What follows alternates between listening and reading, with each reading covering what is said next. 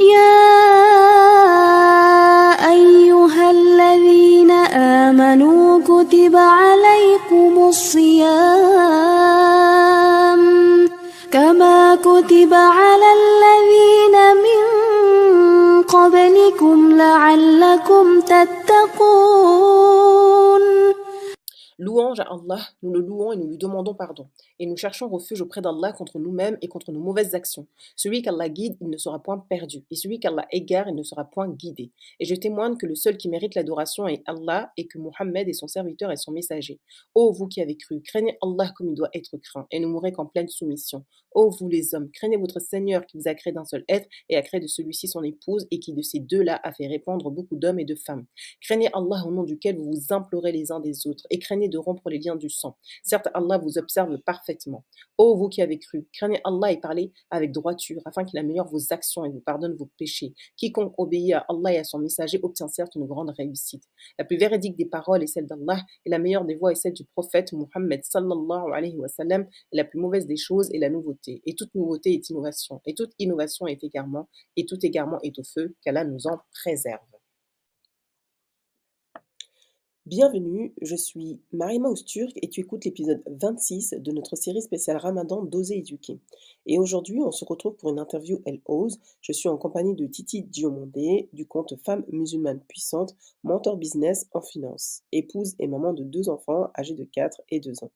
Durant ce mois de Ramadan, on vous propose un podcast par jour avec des femmes qui ne cessent d'oser contribuer au changement de ce monde. Si tu découvres le podcast, je suis Marima Ousturk, une femme engagée qui contribue à aider nos filles à oser faire des choix de vie conscients, respectueux et sains dans leur relation aux autres. Je reste convaincue que nous devons prendre le temps de répondre à leurs questionnements et valoriser la valeur mariage et celle de la pudeur. Étant maman de 3 filles âgées de 13, 11 et 8 ans, il est dans mon devoir d'oser construire un monde meilleur pour elles et la nouvelle génération. Consultante et formatrice depuis plus de 13 ans auprès des jeunes musulmanes expatriées en Turquie, c'est en ligne que je continue mon travail terrain. J'espère que ce podcast t'inspirera le courage d'oser éduquer et te poussera à passer à l'action. Si tu veux partager ce podcast à tes amis, tu peux toujours partager ma chaîne YouTube Marima Ousturk si tu écoutes ce podcast sur YouTube. Ou tu peux laisser un avis réfléchi sur Spotify si tu m'écoutes sur Spotify. Pour travailler ensemble, je t'invite à découvrir nos programmes d'accompagnement dans la barre de description. Cela étant dit, je te souhaite une très bonne écoute, que la paix soit sur toi. Bienvenue chez Oser Éduquer. Assalamu alaikum, Titi. Alaykoum salam, Mariama. Merci beaucoup pour ton invitation. Désolée, j'ai la voix un petit peu cassée, mais je suis très honorée d'être là. Alhamdulillah. Merci d'avoir accepté l'invitation en tout cas. Et durant ce challenge Ramadan de un podcast par jour, la question qu'on pose à nos invités, c'est à savoir quelle est l'origine de ton prénom et qu'est-ce que cela signifie? Très belle question. Tu sais, moi, je pense que je vais focus peut-être sur mon premier prénom et il y a une histoire avec ça, pour dire que je pense que les prénoms ont une importance incroyable parce que, moi, mon deuxième prénom, c'est Titi, mais mon premier prénom, c'est Manadian. Je suis originaire de la Côte d'Ivoire, du nord de la Côte d'Ivoire et à la base, dis-toi, quand j'étais bébé et cette histoire, elle m'a trop marquée et je pense que moi, j'ai pas encore fait, cette démarche d'aller chercher, mais cette histoire, elle m'a marquée dans le sens où quand mes parents m'ont donné mon premier prénom qui était Bintou, je pense, le jour où on m'a donné mon prénom, apparemment, j'ai pleuré toute la nuit. C'est-à-dire que j'ai fait quasiment 24 heures de pleurs, non-stop. Et, tu vas comprendre pourquoi ça a influencé aussi peut-être l'éducation que je donne à mes enfants. Donc, j'ai pleuré non-stop. Et apparemment, ma grand-mère maternelle m'a pris dans ses bras et elle a dit: «Mais qu'est-ce qui a changé? Qu'est-ce qui ne va pas?» Elle a commencé à me parler, en fait. Et je pleurais, je pleurais, je pleurais. Elle disait plein de choses. Elle disait plein de choses. Et à un moment, apparemment, ma grand-mère m'a dit: «Est-ce que c'est à cause de ton prénom?» Et j'ai arrêté de pleurer. J'ai arrêté de pleurer. Et là, elle a dit: «Ah, bah, je pense que le prénom, il passe pas. C'est pas son prénom, réfléchissez, mais changez de prénom», tu vois?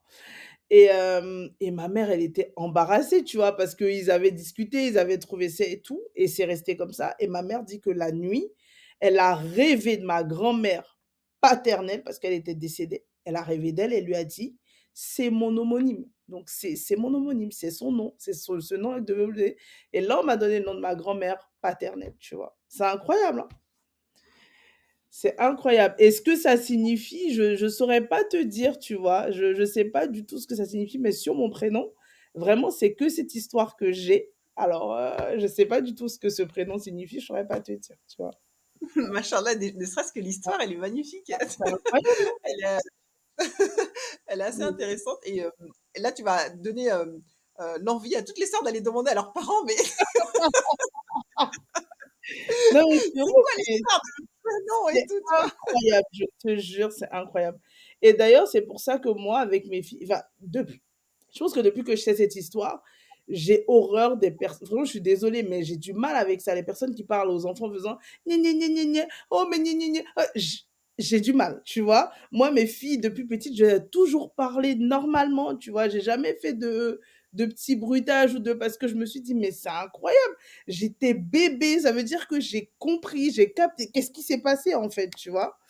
Et voilà, et je pense que ça a beaucoup influencé ça, cette histoire a beaucoup influencé ma façon, d'interagir avec mes enfants depuis bébé, quoi, tu vois? Mmh. Machallah. Voilà. Du coup, pour venir un peu plus sur, qui tu es, machallah, à travers cette histoire que tu viens de nous raconter, sur ton compte, j'ai vu que tu as appelé ton compte «Femme musulmane puissante». Pourquoi tu as voulu appeler, le nom de ton entreprise comme ça? Et est-ce que tu peux nous expliquer un peu plus, ce nom? Alors, parce que, j'ai un cheminement assez particulier dans le sens où moi, à la base, franchement, je suis un pur produit du système bancaire, et financier. J'ai fait toutes mes études dedans. J'ai jamais eu de relation avec des musulmanes parce que j'ai grandi dans un milieu très corporate. D'ailleurs, dans ma fédération bancaire, j'étais la seule noire, tu vois? Du nord de la France. Pour te dire, c'était vraiment, j'étais qu'avec des Français et cetera. Donc j'étais musulmane, enfin, entre guillemets, quand j'étais musulmane, je comprends, mais j'appelle ça musulmane lambda parce que je faisais mes prières, parce que mes parents m'ont dit de faire mes prières, et c'était tout. Donc, j'étais vraiment dans cette sphère-là. Et en fait, ce qui s'est passé, c'est que du jour où, dans mon cheminement, j'ai décidé de changer de vie, euh, je dis souvent qu'Allah m'a appelé. Vraiment, il est venu me chercher. Et du jour où j'ai changé de vie, où j'ai commencé à mettre le hijab, c'est comme si la femme ambitieuse que j'étais, brillante, parce qu'il faut l'assumer, j'ai toujours été très brillante, comme si tout ça s'envolait. C'est-à-dire qu'on me parlait différemment. Quand j'allais dans des administrations, on me regardait différemment. Et qu'Allah me pardonne, mais j'étais de des femmes à l'époque qui disaient que les femmes musulmanes exagéraient, tu vois? Je me disais, quand j'écoutais des histoires et cetera, par-ci par-là, je me disais: «Oh, peut-être qu'elles en font trop et tout». Mais le fait d'être dans la posture, dis-toi, un jour, je suis allée à la mairie pour faire, les papiers de mes enfants. Incroyable, j'arrive à l'accueil, la dame, elle me regarde, j'ai pas encore placé un mot, rien du tout, elle me demande: «Est-ce que vous parlez français?» Je me suis dit: «Attends». Et tu vois, c'est incroyable, tu vois? Je me suis dit: «Waouh!» En fait, elle me pose la question parce qu'elle a vu 2 choses, ma couleur de peau et mon hijab, c'est tout. Parce que à part ça, excuse-moi, pourquoi tu me demandes si je parle français, tu vois? J'ai pas encore dit bonjour, j'ai rien dit, tu vois? Et il y a plein d'exemples comme ça. Et moi, mon parcours de vie m'a fait comprendre que ma puissance était dans ma spiritualité. C'était pas dans l'argent, c'était pas dans tout ça. Mais elle a tellement fait des choses dans ma vie que je me suis dit: «Non, en fait, la femme musulmane a une puissance qu'elle ne soupçonne même pas, en fait». Elle ne soupçonne pas parce qu'elle est déconnectée du puissant des puissants. Et quand je dis femme musulmane puissante, ça n'a rien de, comment dire? Tu sais, ce truc-là de femme rebelle et tout, rien du tout. C'est vraiment pour dire que en tant que femme, tu peux réussir ici-bas et dans l'au-delà. Il y a pas de frein tant que tu es adossée aux puissants des puissants, tu vois? Et pour moi, c'est vraiment ça. Tous mes programmes tournent autour de ça, de cette sphère spirituelle, parce que je me dis que quand tu as capté ça, tu deviens quelqu'un d'autre. Tu tu deviens quelque chose d'autre, tu vois? C'est incroyable. Ça m'a fait, rire parce que on a tous cette même perception, en fait, tu vois? Quand on porte pas encore le voile et cetera et quand on décide de le porter et qu'en fait, on nous regarde, d'une manière, tu sais, on te rabaisse, quoi, tu vois? On te dit: «Mais tu connais rien» et cetera. Du coup, tu te dis: «Mais en fait, dans quel monde on vit?» En fait, je suis Ouais, française, je parle français, j'étais à l'école française, j'ai fait mes études en France, j'ai travaillé pour la France, tu vois? Et tu te dis: OK. «Mais, Ouais, dans quel monde?» Et ouais. juste par pour les apparences, tu vois? On peut, te mettre dans une case et tu vois, moi, j'ai une anecdote, tu vois? C'est quand j'ai mis, ma quand j'allais inscrire ma fille à la maternelle, juste par mon voile, tu vois? La maîtresse, elle m'a regardée d'une manière et c'est ça qui m'a permis de décider de faire l'école à la maison parce que je me suis dit: «Elle me dénigre d'une manière que ma fille qui a à peine 3 ans, comment elle va la Ouais, regarder en fait? Elle va la ouais. regarder que en fonction du prisme qu'elle a sur la femme musulmane voilée quoi, tu vois? Et c'est incroyable en fait les Mmh. discriminations qu'on peut vivre et qu'en fait on et c'est pour ça que je dis que les jeunes musulmanes, elles ont beaucoup de courage parce que quand je vois des jeunes adolescentes qui décident de porter le voile et de subir certaines discriminations, je dis: «Mais Mmh. franchement, elles sont, comme tu as dit, puissantes» parce que vraiment elles ont pris conscience qu'elles remettent leur confiance totale en Allah subhanahu wa ta'ala et qu'elles sont capables de vivre certaines discriminations, avec, Mmh. l'autre subhanallah. C'est clair. Du coup, est-ce que tu peux nous parler un peu plus, voilà, comme tu as dit, tu viens du monde des finances et cetera, et tu as gardé aussi ce côté-là au niveau de ton orientation, mashallah. Est-ce que tu peux nous parler un peu plus de qu'est-ce que tu fais et cetera et tout? Ah oui.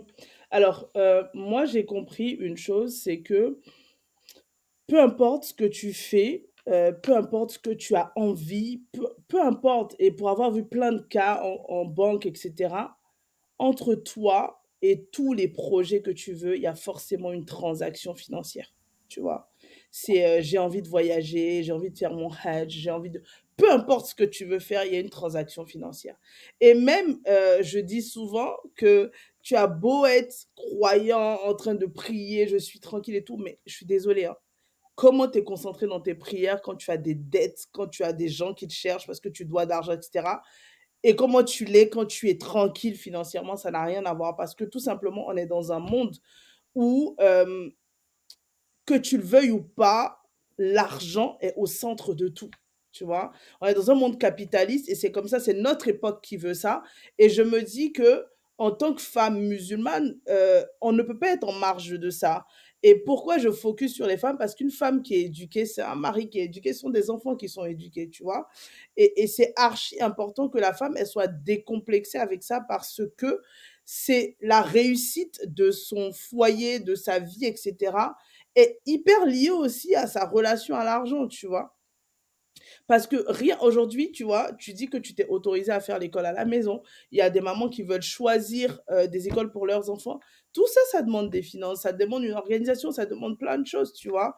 Donc tu peux pas être dans une précarité chez toi et par exemple dire: «Je vais faire l'école à la maison». C'est hyper compliqué, tu vois? Parce que tu es en train de courir à chercher enfin, il y a énormément de choses qui sont hyper liées à l'argent et pour moi, c'est important d'être au fait de ça. Alors je fais pas que ça parce que, je suis persuadée d'une chose aussi, c'est que on n'est pas le fruit du hasard. C'est que chaque personne a en elle quelque chose qui doit servir aux autres, tu vois?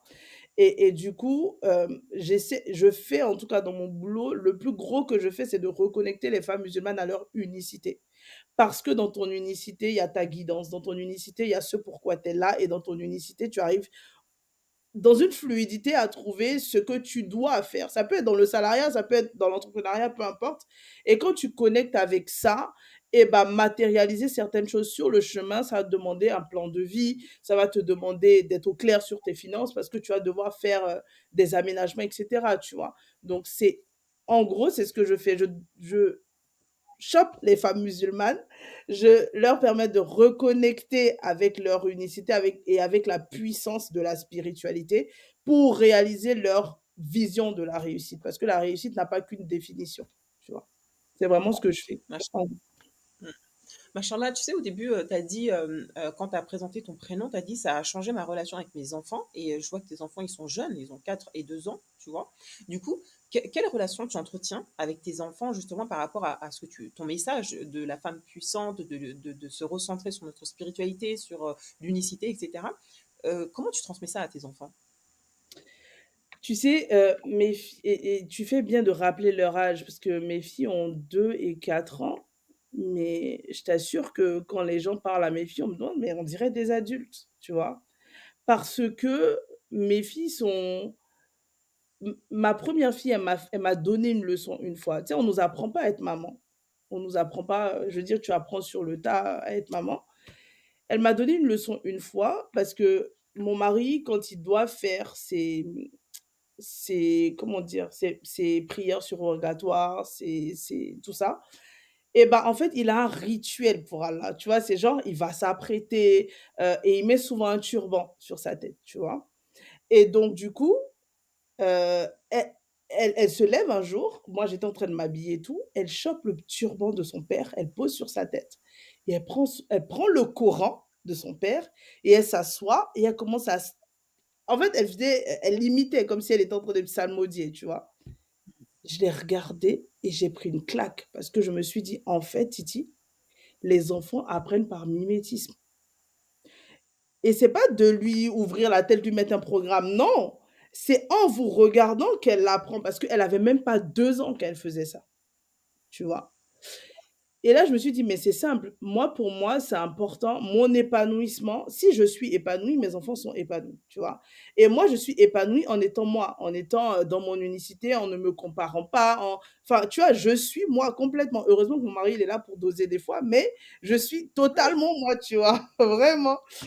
Et je me suis dit, en fait, le meilleur moyen de faire en sorte que mes filles soient heureuses, parce que mon but, c'est d'avoir des enfants heureux, tu vois? Et bah, c'est d'être moi. Parce que quand elles vont me voir être moi, elles vont oser être elles, tu vois? Et je te jure qu'à leur âge là, elles mais c'est incroyable, des fois ma fille, elle dit à sa sœur: «Eh arrête chaque là, j'ai envie d'être tranquille, j'ai envie d'être seule, chacune vit sa vie, après on se reprend» et cetera. Ma fille de 4 ans qui dit ça, tu vois? Parce elle sait jauger le fait que je suis au clair sur mes besoins et pareil, je dis toujours à mes enfants: «Exprimez vos émotions», tu vois? Des fois, ma fille vient me voir: «Maman, je suis triste» et je lui dis: «OK, alors assis-toi, explique-moi pourquoi tu es triste». Elle va me dire: «Parce que maman» la dernière fois, c'était parce que son père lui a dit: «Tu es pas ma princesse». Elle m'a expliqué ça comme ça et je lui ai dit: «OK, vu que c'est avec papa que ça matche pas, quand ton père il arrive, tu lui expliques que tu es pas contente parce qu'il a dit: "Tu es pas ma princesse"», tu vois? Mon mari, il est rentré, elle a chopé son père, elle a dit: «Papa, je suis triste parce que tu as dit que je ne suis plus ta princesse» et mon mari lui a dit: «Mais non, je rigolais et tout, c'est rien, tout ça». Elle est venue me voir en courant: «Ouais maman, c'est bon, je suis heureuse parce que papa il a dit qu'il rigolait». En fait, c'est des choses simples que moi, je fais dans la vie de tous les jours. C'est quand il y a quelque chose, j'ose dire aux gens que: «Beh, écoute, là, tu as fait ça, est-ce que tu peux m'expliquer? Parce que ça passe pas», tu vois? Est-ce que, je suis au clair sur mes émotions, sur le fait de les exprimer, sur le fait d'être moi-même et cetera? Mes enfants, c'est pareil. C'est pareil et tu vois, je trouve ça très puissant parce que je me dis: «J'ai pas besoin d'être quelqu'un d'autre, je dois juste être moi pour éduquer mes enfants», tu vois? Donc je les laisse expérimenter. Par contre, la seule chose que je me dis, c'est: elles vont tester beaucoup de choses parce que ce sont des enfants et qu'elles voient faire et cetera et c'est là où, quand il y a quelque chose qui dépasse un petit peu les limites, je lui ai dit: «Écoute, ça se fait pas, ça se dit pas». Pourquoi? Ma fille a le pourquoi facile et j'adore parce que je lui explique. Moi, j'ai toujours été cet enfant où ma mère m'a pas expliqué les choses. On m'expliquait pas. C'est non. C'est oui. C'est l'autorité, c'est comme ça. Et au contraire, quand on me disait non, moi, je voulais voir pourquoi on me disait non. J'ai toujours été un enfant comme ça. Donc, du coup, ma fille, je prends le temps de lui expliquer, tu vois. Un dernier exemple tout bête, elle est venue me voir un jour en me disant: «Maman, c'est dur d'être grande sœur», tu vois. Je lui dis: «Mais comment ça, c'est dur d'être grande sœur?» Ça m'a fait quelque chose parce que je me suis dit: «Mais genre, sa petite sœur est là, elle est pas contente ou quoi?» Elle m'a dit: «Mais non, en fait, à chaque fois, elle veut que je lui fasse des câlins, elle veut que je fasse des choses, mais moi, des fois, j'ai pas envie. Donc en fait, c'est dur d'être grande sœur», elle insiste et du coup, je lui ai dit: «OK, regarde, imagine, tu vois, moi, des fois, je suis en train de travailler, tu viens me voir, tu dis: "Maman, je veux un câlin"». Si je te dis: «J'ai pas envie», est-ce que tu le prends bien?» Elle me dit: «Non maman, ça se fait pas et tout». J'ai dit: «Tu vois?» J'ai dit: «Des fois, quand on aime des gens, on peut faire des concessions. Ça veut pas dire qu'on doit faire l'inacceptable ou non, c'est que de temps en temps» et je lui dis: «Tu vas voir que des fois, quand tu fais des concessions comme ça, toi-même, ça te fait du bien». Parce que peut-être que des fois, moi, je suis en train de travailler, je suis trop dans mon truc, j'ai pas envie qu'on me dérange, mais quand tu me demandes un câlin, je te fais un câlin, mais ça me fait du bien, en fait, ça me fait une pause.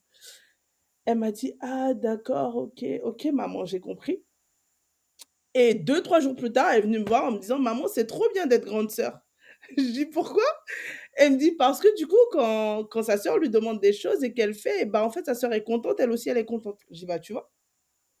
Enfin, tu vois, c'est vraiment mon mindset que je vais transmettre. Je fais pas de, comment dire, je fais pas de choses extraordinaires. Je sais que moi, quand je suis malade, j'aime bien me poser et faire le dhikr d'Allah ya Shafi, j'aime bien et je le fais en intonation.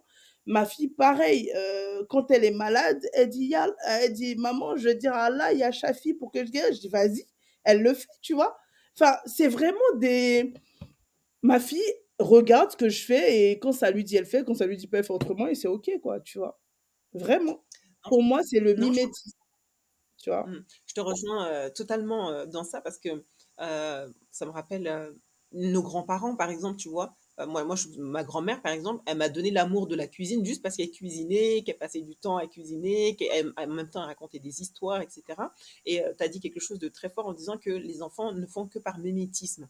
Et ça, c'est une réalité par l'effet miroir. L'enfant ne fait que répéter, ne sont Mmh, que le miroir de nous-mêmes, en fait, finalement. tout à fait, Du coup, c'est vrai que ouais. c'est important de, comme tu as dit, si je suis bien, bah, mes enfants, en fait, ils vont être bien parce qu'en fait, je vais exprimer pleinement qui je suis au quotidien, etc.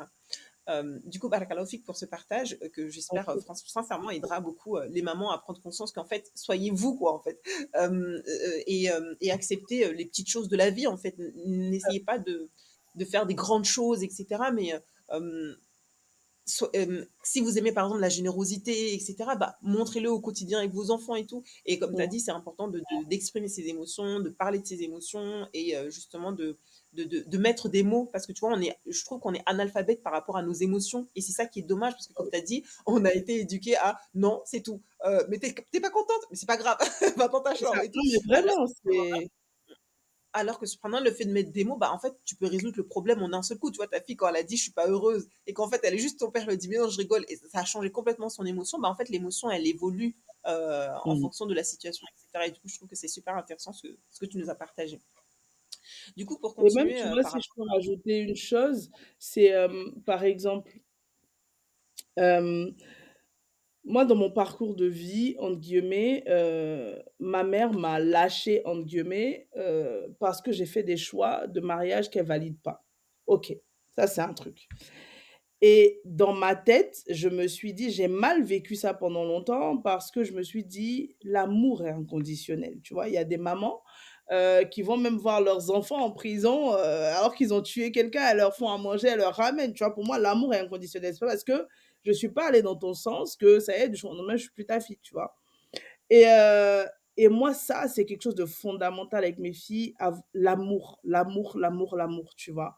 À tel point que tu vois, aujourd'hui, j'ai même «peur» entre guillemets pour ma plus grande parce qu'elle aime trop les gens, tu vois? Même qu'elle te connaît pas, elle est là câlin, elle aime trop, trop, trop les gens et je me suis dit: «Oh là là, faut pas que ce soit un truc, faut pas qu'on lui fasse à l'envers à cause de ça», tu vois? Et pour moi, c'est hyper important parce que qui dit amour inconditionnel dit confiance inconditionnelle. Ce qui fait que quand elle a confiance en toi, quand tu lui expliques quelque chose, elle sait que tu veux tellement son bien que c'est forcément ça le hack, tu vois? C'est la vérité. Elle pour elle, voilà, tu vois? Donc pour moi, c'est hyper lié. Quand on donne beaucoup d'amour à son enfant et ben ça crée un environnement beaucoup plus propice à ce que l'enfant t'écoute, que l'enfant donne de la valeur à ce que tu dis, tu vois? C'est pareil, ma belle-mère est tellement, en mode amour, amour avec mes filles qu'une fois, elle lui a dit, ma fille était malade, elle a dit: «Bah, en fait, c'est simple, quand tu vois que la maladie pointe son nez, dis tu chasses la maladie, dis la maladie: "Pars, sors de moi, je veux pas" et tout». Et ma fille, elle fait ça à tout le monde. Quand elle voit quelqu'un qui est malade, elle dit: «Ah, je chasse la maladie, faut pas que la maladie reste chez toi et tout». Tu vois? Elle est très, quand elle aime quelqu'un et ben, elle a l'écoute facile. Ça, c'est quelque chose que j'ai re je que c'est un enseignement aussi que moi, mes filles, elles m'éduquent tout le temps, tu vois? Je me dis: «Mais en fait, c'est incroyable, quand il y a de l'amour inconditionnel, que la personne est persuadée de ça, tu sais que la personne t'aime tellement que ce qu'elle te dit, c'est pour ton bien». Donc j'ai l'impression qu'il y a pas de remise en question, voilà, tu vois? Et moi, ça, c'est quelque chose qui me marque beaucoup aussi chez mes enfants, tu vois? C'est quand je leur dis: «Bah, attends, je t'ai dit non, j'ai dit ça, je t'explique». «Ah OK, oui maman, j'ai compris». C'est tout, tu vois? Donc pour moi, c'est important. J'aime bien ce que tu as dit, et je crois que c'était Isabelle Filosa qui avait dit ça. Elle disait l'enfant aime ce que ses parents aiment. Du coup, Mmh. comme tu as dit, vraiment, quand on exprime à notre enfant que même quand il fait une bêtise, comme tu as dit là, on va aimer nos enfants même s'ils font quelque chose de grand, c'est de bien expliquer que ce que je n'aime pas, c'est la bêtise, mais toi, je t'aime toujours en fait. Et Mmh. faire vraiment cette distinction entre l'être et le faire, ça permet vraiment de relativiser et de se dire, bah, maman, elle m'aime. Et justement, j'aurais une question par rapport à ça. Comment tu as vécu justement cette séparation avec ta mère, tu vois? Par exemple, s'il y a des jeunes filles qui nous écoutent, etc., comment tu as survécu cette épreuve? Alors, c'est ma spiritualité qui m'a permis de surmonter cette épreuve, tout simplement parce que mon mari est musulman, OK? L'homme que j'ai choisi est musulman. Heu et en fait, ma mère ne voulait pas parce que elle me voyait me marier avec quelqu'un d'une autre ethnie. Tu sais, les trucs de caste là, d'ethnie, de nana. Et lui, il est pas de la même ethnie que moi, il est pas de tout ça et voilà et je me suis dit: «Pause, pause». À partir du moment où j'ai choisi de mettre Allah au centre de ma vie, ça veut dire que toute injustice, peu importe de qui ça vient, je ne valide pas, même si ça vient de ma propre mère, tu vois? Et tu sais, un jour, j'étais hyper triste de ça et j'étais en train de prier comme ça la nuit et c'est comme si une voix, mais vraiment une phrase et je dis que Allah a mis cette phrase dans ma tête et je la répète à tout le monde. La phrase, c'était: «Tes parents t'ont engendré, mais ils ne t'ont pas créé». Subhanallah, tu vois? Et ça m'a soulagée parce que je me suis dit: «Dans les histoires des prophètes et cetera, oui, il y a des parents qui sont dans l'injustice» et vraiment qu'Allah leur facilite, tu vois? Parce qu'ils regardent sous leur propre prisme à eux aussi, parce que voilà, pour X, Y raison, mais moi j'ai choisi mon chemin, en fait. Et c'est OK que ma mère elle soit pas alignée et cetera et vraiment, c'est la spiritualité qui me permet de gérer ça, de me dire que je fais tu sais, je dis souvent que les choses sur lesquelles tu n'as pas la main, ne les laisse pas, heu, te tuer à petit feu, mais transforme-les en invocation. Tu vois? Donc du coup, ce que je fais, c'est que j'invoque pour elle, qu'Allah lui facilite, qu'Allah l'apaise, mais en attendant, voilà, ça fait je suis mariée depuis bientôt 9 ans, ça fait 9 ans que ça dure et c'est OK. Je fais la paix avec ça parce que je me dis, et il y a une chose importante aussi, c'est que moi je suis une accro à la prière de consultation. C'est je fais ma prière de consultation tous les jours pour tout dans ma vie et quand j'ai fait ma prière de consultation pour mon mariage, c'était tellement clair que je me dis: «Si Allah a choisi cet homme pour moi, qui va venir choisir quelqu'un d'autre?» Tu vois? Donc je fais vraiment la différence, hein, avec, peu importe les gens et ça tout le monde sait, mon mari le sait, tout le monde sait. À partir du moment où j'ai mis Allah au centre de ma vie, fais attention à ce que tu fais parce que tu passeras jamais avant et c'est ça qui me permet de tenir, vraiment, de me dire que, si les gens sont si quelqu'un est dans une injustice, peu importe qui c'est et c'est complètement injuste de dire que, parce que je suis de telle ethnie, je suis mieux que tel ou parce que je suis de telle nationalité, je suis mieux que tel. Parce que, non, ça c'est absolument pas islamique, c'est absolument pas spirituel et je peux pas suivre ça, en fait, tout simplement. Donc voilà. Je sais pas si je réponds, mais c'est vraiment ça. C'est ce qui me permet de tenir, de me dire que, et tu vois, il y a un hadith qudsi qui m'a soutenue dans ça, qui m'a vraiment soutenue dans ça. Je l'ai sous les yeux, je me suis dit que j'allais si on en arrivait là, j'allais te le partager. C'est que le prophète Mohammed sallallahu alayhi wa sallam, il dit que Allah dit non, c'est le prophète Mohammed sallallahu alayhi wa sallam qui dit ça, pardon, qui dit: «Celui qui recherche la satisfaction d'Allah, malgré la colère des gens, Allah est satisfait de lui et rend les gens satisfaits de lui». Et celui qui recherche la satisfaction des gens dans la colère d'Allah, Allah est en colère contre lui et rend les gens en colère contre lui.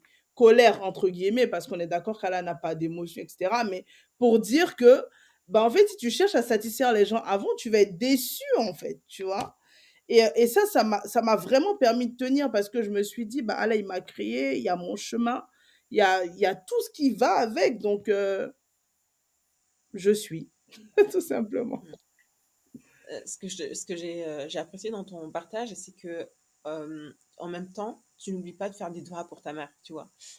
Et des fois, on peut avoir des réactions inverses, tu vois, et de se dire, bah, elle comprend rien, elle m'accepte pas, et avoir un sentiment de haine, tu vois, vis-à-vis Ah, des je suis parents. passée par ça Alors, quand même, un petit peu. J'ai eu une transition quelque part là-bas, ouais, c'est vrai, parce que non, c'était plus de l'incompréhension et de la colère, tu vois. Mais mm, je suis passée par cette émotion, ouais, c'est sûr. mm.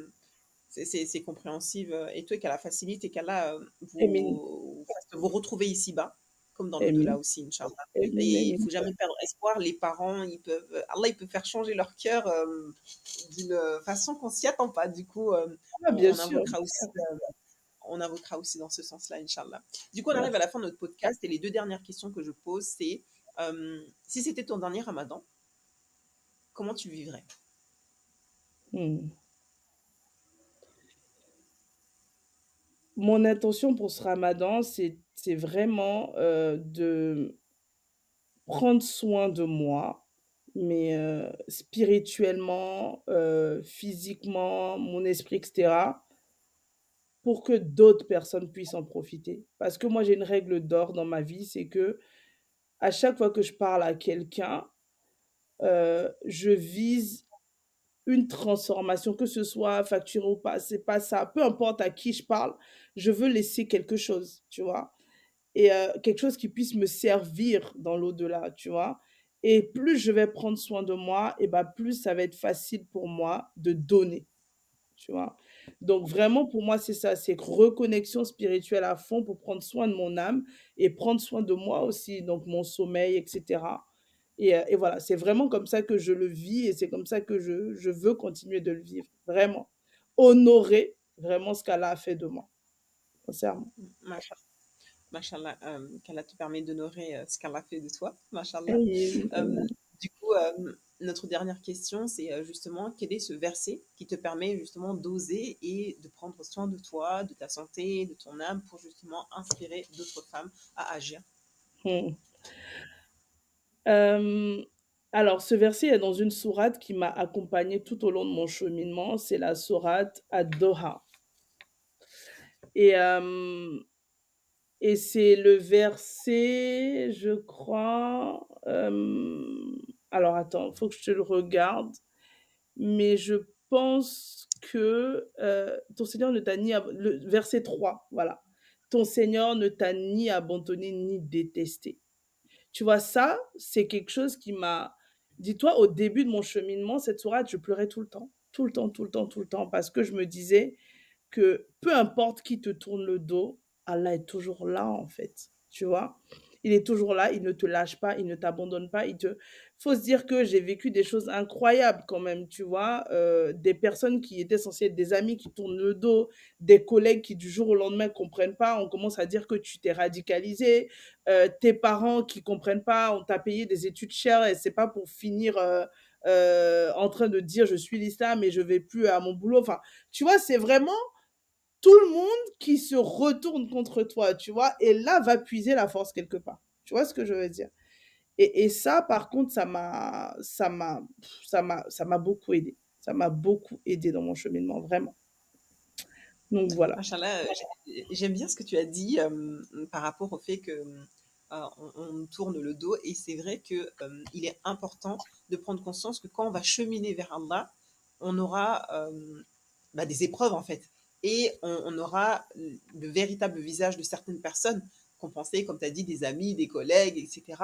Et je crois que c'est tout à l'heure dans le hadith que tu as cité par rapport à la colère d'Allah, on n'est pas là pour satisfaire les gens, on est là pour satisfaire Allah et de voir Tout à comment fait. lui il nous regarde. Et finalement, si on a cette valeur auprès d'Allah, c'est finalement tu peux me critiquer, tu peux me mettre en colère, tu peux me rejeter, même tu peux me dire est-ce que je parle français, comme on disait tout à l'heure au début.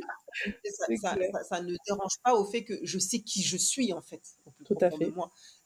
Et ça, je pense que c'est important et le verset que tu as dit, il est spécifique dans le sens que voilà, Allah nous a point détesté. Subhanallah. Du coup, c'est magnifique. Au début, quand on s'est eu en privé, tu disais qu'il y avait un hadith aussi qui te motivait. Est-ce que tu veux nous le partager ou est-ce que tu nous l'as déjà Yes, partagé? yes, je viens. Alors, tu sais, il y a une chose que j'ai appris sur mon parcours de vie, c'est que tout ce qui ne s'entretient pas meurt. Et c'est pas, ça, c'est valable pour tout. C'est que ce soit la plante qu'il y a chez toi, que ce soit ta vie de couple, que ce soit ta vie avec tes enfants. S'il n'y a pas d'entretien, ça va mourir, en fait. Tu vois? Et ça, il y a un hadith Qudsi où Allah dit, et c'est trop puissant, il dit, celui qui s'en prend à l'un de mes alliés, je lui déclare la guerre. Mon serviteur ne cesse ne s'approche pas de moi par une chose que j'aime le plus que ce qu'il accomplit, que lorsqu'il accomplit ce que je lui ai imposé. Et mon serviteur ne cesse de s'approcher de moi au moyen des œuvres surérogatoires jusqu'à ce que je l'aime. Et lorsque je l'aime, je deviens l'ouïe par laquelle il entend, la vue par laquelle il voit, la main par laquelle il prend et le pied par lequel il marche. S'il me demande quelque chose, je le lui donne et s'il recherche refuge auprès de moi, je lui accorde refuge. Tu vois? J'ai trouvé ce hadith, j'ai la chair de poule quand je te lis ça parce que je me dis, non mais c'est incroyable. C'est qu'à partir du moment où tu te lis à Allah et que tu entretiens ce fait d'être lié à lui, qui peut quoi contre toi en fait finalement? Tu vois? Et en plus de ça, il te dit que quand tu fais les choses obligatoires, parce qu'on est d'accord, il faut d'abord valider les choses obligatoires, c'est mes prières, tout ce qu'il m'a dit de faire, etc. Et qu'au-delà de ça, c'est pour ça que dans ma communication, je parle beaucoup d'ancrage spirituel. Pour moi, l'ancrage spirituel, c'est tout ce programme supérieur, surérogatoire que tu vas faire tous les jours et qui va être une guidance dans ta vie. Vraiment, parce que moi, j'ai FMP, Femme musulmane puissante, c'est venu après une assise spirituelle, par exemple, tu vois. C'est vraiment des connexions qui se passent dans ma tête, mais que je n'aurais jamais eu si j'avais pas cet ancrage tous les jours, tu vois, ce truc que j'entretiens tous les jours. Et c'est des choses surérogatoires que je fais en plus, mais pour moi, ça définit tout. Effectivement, Allah guide tout ce que je fais, en fait. Il est mon ouïe, il est mes yeux, il est tout ça. Et je dis que c'est possible pour tout le monde de toucher à ça. Parce que quand Allah il dit ça, c'est pas à Titi qui parle, c'est pas à Mariama qui parle, il parle à toutes les musulmanes, tous les musulmans en fait. Tu vois? De créer ce temps pour lui. Tu vois ce que je veux dire? Et ça a complètement changé ma vie parce que je me suis dit, bah en fait, je ne veux pas que ma relation avec Allah meure. Donc j'entretiens tous les jours. Tu vois? Et le dernier, c'est le fait de ne négliger aucune action qu'on fait, tu vois. Aucune, ne néglige aucune. Mal intention, aucune action spirituelle ne doit être négligée parce que le prophète Mohammed sallallahu alayhi wa sallam a dit que Allah dit, c'est un hadith Qudsi aussi, lorsque mon serviteur se rapproche de moi d'un empan, je me rapproche de lui d'une coudée, et lorsqu'il se rapproche de moi d'une coudée, je me rapproche de lui d'une brasse, et lorsqu'il vient vers moi en marchant, je me hâte vers lui. Ça veut dire que la petite chose que tu penses que tu es en train de faire, ça te paraît petit, mais subhanallah, c'est Allah qui multiplie. Allah n'additionne pas. C'est pas un humain en mode non. Allah multiplie, tu vois. Et c'est lui qui, quand tu fais avec la bonne intention, que tu te rapproches de lui avec la bonne intention et le peu que tu peux faire aujourd'hui, il va spatialiser le temps pour toi. Il va faire, vraiment, tu pourras toujours faire plus pour lui et il va vraiment te faciliter énormément de choses. Et ça, c'est vraiment des choses qui, je néglige jamais une bonne action que je peux faire, qu'elle soit petite ou pas, ou parce que je me dis que tout peut me servir, parce qu'on est là pour réussir ici, bah oui, mais surtout réussir dans l'au-delà, tu vois. Donc voilà ce que je vais partager. Mashallah, c'est un très beau partage que tu nous as fait et de belles sagesses que tu nous as partagées. Et tu sais, subhanallah, ça m'a rappelé quand je faisais mes cours de fiqh, j'avais un examen et pendant l'examen, il y avait l'adhan. Et je dis, oh là là, il faut pas que j'oublie mes idées, etc. Et mon professeur, il a dit, va faire ta prière. Allah, il va te donner encore plus de savoir, tu vois. Ah, Et, euh, et subhanallah, c'est vrai que quand on est revenu de la prière, bah, mes idées elles étaient encore beaucoup plus claires. J'avais encore waouh. plus d'idées, plus de trucs et tout. Et c'est vrai qu'il ne faut jamais négliger. Tu vois, cependant, tu as dit ce que Allah il nous impose. Et tu vois, des fois aujourd'hui, on dit, mais je peux pas imposer la prière à mon enfant, mais je peux pas imposer ses lectures de Coran, je peux pas lui imposer ça. Alors que, subhanallah, c'est que par ça que justement va venir notre réussite. Parce que tu vois, quand on dit venez à la prière, on dit venez à la réussite.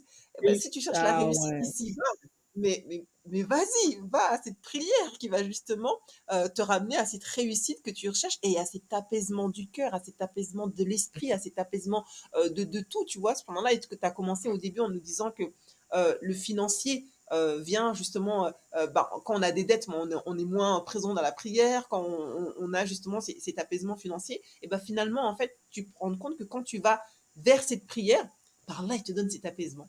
Même avec des dettes, subhanallah. Parce qu'il va te dire, c'est moi qui va régler cette dette-là. Ne t'inquiète pas. Et Allahu du coup, Akbar. finalement, Hamda, tu as raison, il faut vraiment qu'on soit accroché à ce câble et qu'on soit conscient que quand on n'a pas Allah, ben c'est un mort en fait. On est un corps vivant, mais mort finalement. Et qu'Allah nous Tout à permette fait. de rester vivant en étant Amin, conscient amin, de, amin, de, de qui il est, amin, subhanallah. amin. Barakallahu fik, Titi. Franchement, c'était un magnifique échange et une belle découverte.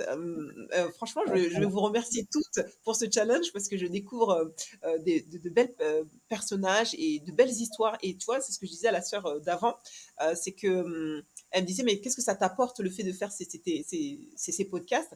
Ben moi, finalement, moi, ça m'apporte énormément parce qu'écouter vos partages, ne serait-ce ce que tu partages au niveau d'éducation de tes enfants, de ta vie, etc., bah, finalement, ça m'enrichit personnellement parce que justement, on est des êtres de rencontre, des êtres où les échanges nous permettent de grandir. Et c'est ce que je vais expliquer, c'est qu'avant, on se retrouvait dans les villages avec les anciens qui nous racontaient leur histoire, et c'est ces histoires qui nous disaient, ah, mais t'as vu, il a réussi à ça, moi aussi, je vais essayer de faire ça, Tout à etc. fait.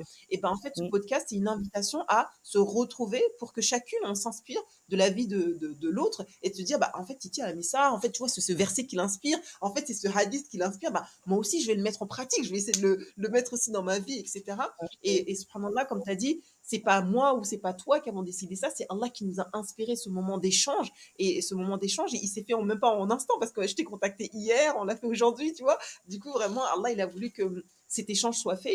Et vraiment, merci Mm. pour vos partages, merci pour votre sincérité et votre audace à oser venir partager un bout de vous dans un podcast qui va être écouté par d'autres sœurs qui, j'espère, leur inspirera et ne serait-ce d'inspirer une sœur à se dire, bah, voilà, je vais prendre ce temps avec Allah. Je vais prendre ce temps de prendre conscience que je peux avoir des images négatives, une perception négative de la femme musulmane, etc. Mais c'est pas pour autant que je suis rien en fait. C'est que Allah, subhanahu wa ta'ala, il donne, comme tu as dit, la puissance à la femme musulmane. Et comme tu as dit, bah, on va chercher notre puissance auprès du puissant, subhanallah. Tout à fait, tout à fait.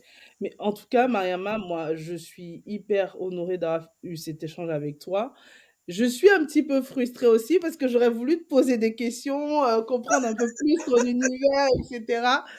Mais je pense qu'on aura l'occasion vraiment, parce que je pense que toi aussi, tu as beaucoup de pépites et ouais, ça aurait été, génial, que beh, tiens, tu sais ce qu'on va faire? Je pense que tu vas toi aussi passer à l'exercice de toutes les questions que tu poses là. Tu vas faire pareil parce que, machallah, je sais qu'il y a énormément de choses aussi à apprendre de toi, machallah. En tout cas, bravo pour ton initiative parce que franchement, c'est top. C'est top de créer un espace comme ça où bah, d'autres personnes peuvent se nourrir de d'autres personnes. Et en réalité, Allah ne nous a pas créés pour vivre en autarcie, hein. C'est vraiment pour qu'on puisse se connaître. D'ailleurs, il le dit pour s'entreconnaître, pour vraiment se nourrir les uns des autres. Et c'est très puissant. Merci beaucoup. Mm. Non, c'est vrai que c'est important et ça permet aussi de mettre des histoires à travers les contes qu'on voit, Ah, les c'est vrai partages aussi. qu'on aussi, Ouais, etc. tout à fait. Et c'est vrai que tu vois, en te découvrant, j'ai une autre facette, une autre perception, tu vois, de qui tu es. Et je pense que les gens qui te suivent vont avoir une autre perception Machallah. de qui tu es. Et d'ailleurs, Machallah. tu sais, vraiment, c'est que des fois, et je pense que ça, si, moi, ce que j'encourage beaucoup à faire, c'est que chacune puisse s'asseoir pour se questionner sur son histoire. Et je pense que chaque histoire a énormément de pépites, tu vois. D'ailleurs, si je peux me permettre, j'ai écrit mon livre qui est sorti dernièrement où je raconte tout, tout, tout, tout, parce que je sais que il y a tellement d'enseignements dans ce parcours-là, parce que moi, je dis souvent que je suis passée de la femme musulmane perdue à vraiment une femme musulmane puissante, tu vois? C'est vraiment ça. Et dans ce cheminement, il y a énormément de choses, il y a énormément de leçons. Et pour moi, c'est si chacun s'arrête sur sa vie, honnêtement, on se rendra compte qu'il y a des choses qui sont des synchronicités, moi, je me rends compte que depuis plusieurs années, dans chacun de mes ramadans, il y a un truc particulier. Avant d'arriver à ça, je me rends compte que avant ça, tous les mois d'octobre, précisément, il se passait un truc de dingue dans ma vie. Je me suis dit: «Mais what?» En fait, il a fallu que je m'arrête sur ma vie, que j'essaie d'écrire mon livre pour me rendre compte que en fait, Allah ficelle tout à la perfection, tu vois? Et le fait que tu te rendes compte de dates qui se répètent comme ça, c'est pas pour rien, c'est pour Allah, il est en train de te dire: «Peut-être que là, tu es en train de souffrir, peut-être que là, il y a ça, mais je sais ce que je fais», tu vois? Et c'est Mhm. incroyable. Donc je pense que chacune devrait s'arrêter sur sa vie et il y a tellement de choses à partager pour, servir à l'humanité et que ce soit des sadaka jaria pour nous, inch'Allah. Subhanallah, ce que tu viens de dire, c'est super intéressant parce que, tu vois, mon professeur, il disait que c'est dans l'épreuve, il ne faut pas abandonner au moment où tu souffres le plus, tu vois, où tu vois, la douleur, elle est là, c'est que là, c'est le test, c'est là que le test, il est là vraiment là, tu vois. Ouais, c'est vrai. Et c'est vrai que quand tu regardes chacune dans nos épreuves, et comme tu as dit, il faut vraiment prendre ce temps de s'analyser. Et vraiment, quand on analyse les situations et quand on est sorti de l'épreuve, on se dit, mais purée, heureusement qu'elle est venue parce que ça m'a permis en fait de réaliser que je devais vivre ça pour pouvoir vivre cette épreuve-là qui allait suivre, etc. Et ça, c'est une réalité, ce moment-là. Oui, j'avais vu que tu avais écrit un livre, machallah. C'est vrai que c'est super intéressant d'écrire et de partager ces histoires. Et c'est pour ça aussi qu'il y a le podcast aussi. C'est parce que je pense que plus on se raconte, plus en fait, ça nous permet de relativiser et de se dire, mais waouh, bah moi aussi, en fait, je peux survivre à cette épreuve, etc. Ouais, Et de toute façon, comme on a dit, Allah ne nous donne pas une charge dans laquelle on n'est pas dans la capacité de tout à survivre, fait. Pas mal. alhamdulillah. Yes, alhamdoulilah. Du coup, en tout cas, Barakallahu fik. Et pour l'exercice de l'interview, oui, je le ferai. Je ferai le dernier interview. Euh, Ah super. Hâte, hâte, hâte, hâte, hâte. oui, Parce le que je dernier me suis interview, parce dit: «Mais que non, je reste sur ma faim là, moi je veux savoir, je veux comprendre aussi et tout. Pourquoi la Turquie? Pourquoi ce fait non? Je veux tout oui, oui, c'est vrai qu'il y a pourquoi ce chemin vers l'éducation des enfants? En plus, c'est même pas des sujets, c'est des sujets quand même trash quoi. Pourquoi elle a fait ça? Et je veux savoir. Non mais non, non, non, non, non, c'est pas comme ça, Mariama. Donc toi aussi il y a tu une veux partie faire l'exercice, je pense. Oui, il y a une partie de notre vie qui se rejoint. Moi aussi, j'étais dans le monde des finances et qu'après, il y a eu un chamboulement quand je suis devenue maman, etc. Mais je partagerai ça, Inch'Allah. Je ferai mon Avec interview. joie. Ma sœur nous fera l'exercice de l'interview, Inch'Allah. Et je vous OK, partagerai toutes ces pépites, Inch'Allah, si Dieu avec me le joie. permet, Inch'Allah. En tout cas, merci encore une fois pour toutes celles qui nous ont écoutés jusqu'à la fin. On remercie toutes celles qui nous écoutent jusqu'à la fin de nous avoir consacré ce temps d'écouter l'histoire de Titi, son histoire, son parcours, ses partages et ses sagesses à travers sa spiritualité, c'est son moteur de vie, alhamdulillah, dans son quotidien. Et du coup, vraiment, barakallahu d'être livré autant à nous. Et j'espère sincèrement, comme je dis à chaque fois, que ce témoignage permettra à une seule personne à changer et à décider d'oser dans son quotidien. En tout cas, barakallahu fik. Et on se dit à demain pour un nouvel épisode. Et merci encore pour votre écoute. Salam alaikum, Titi. Ouais, comme Salem.